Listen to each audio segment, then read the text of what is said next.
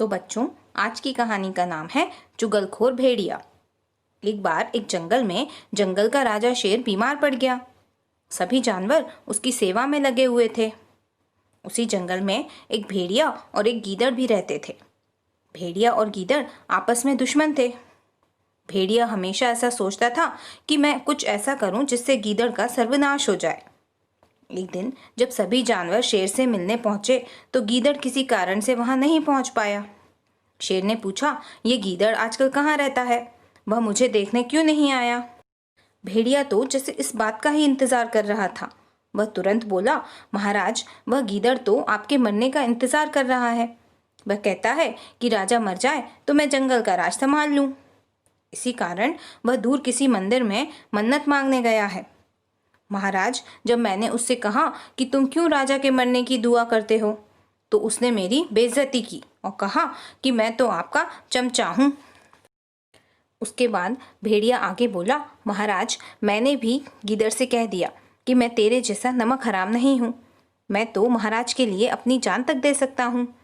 फिर भेड़िया बोला, महाराज, अब जब वह गीदड़ आए तब आप उसे ऐसी सज़ा देना कि वह 7 जन्मों तक याद रखे। ये सब सुनकर शेर को बहुत गुस्सा आया। शेर जोर से दहाड़ा कि उस गीदड़ की ये मजाल। तब शेर ने तुरंत आदेश दिया कि वह गीदड़ जहाँ कहीं भी हो उसे तुरंत मेरे सामने हाजिर करो। तभी पीछे से गीदड़ की आवाज़ आई कि महाराज, मैं तो आ गया, और बोला कि महाराज, मैं तो आपका सेवक हूँ, मैं भला आपसे दूर कैसे रह सकता हूँ? तो शेर ने कहा कि सेवक के बच्चे, मैं यहाँ बीमार पड़ा हूँ और तू मौज कर रहा है।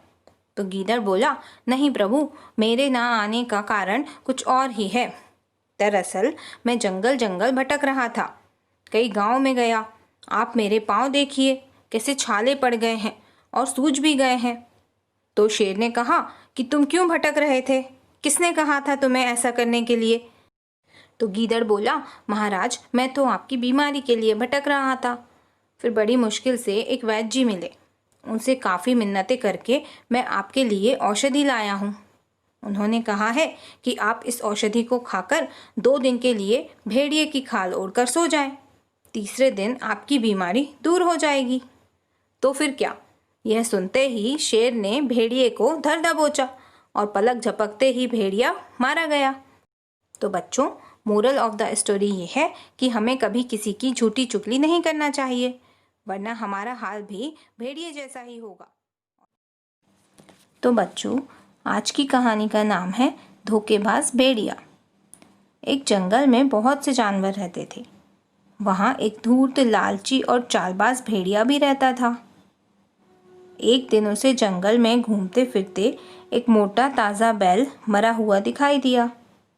तो उसे देखकर उसके मुंह में पानी आ गया और उसने जल्दी जल्दी उसका मांस खा लिया, जिससे कि कोई और जानवर ना आ सके।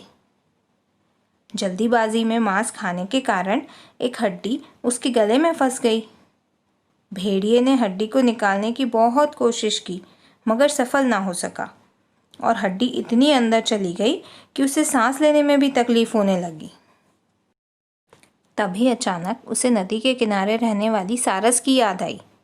वह दौड़ा दौड़ा नदी के पास गया और कहा कि सारस बहन, मेरे गले में हड्डी फंस गई है, तुम अपनी लंबी चोंच डालकर उसे निकाल दो। इसके बदले में मैं तुम्हें इनाम भी दूंगा। सारस को इनाम का लालच नहीं था, पर उसे दया आ गई, तो उसने भेड़िए के गले से हड्डी बाहर निकाल दी। तब जाकर भेड़िए ने राहत की सांस ली। सारस ने कहा, मेरा इनाम? तो भेड़िया बोला, इनाम की बात भूल जाओ, मैंने तुम्हें जिंदा छोड़ा, यही काफ़ी है। इससे बड़ा और क्या इनाम होना चाहिए? तुमने अपनी गर्दन मेरे मुंह में डाली और फिर भी तुम जिंदा हो। ऐसा कहकर भेड़िया वहाँ से चला गया।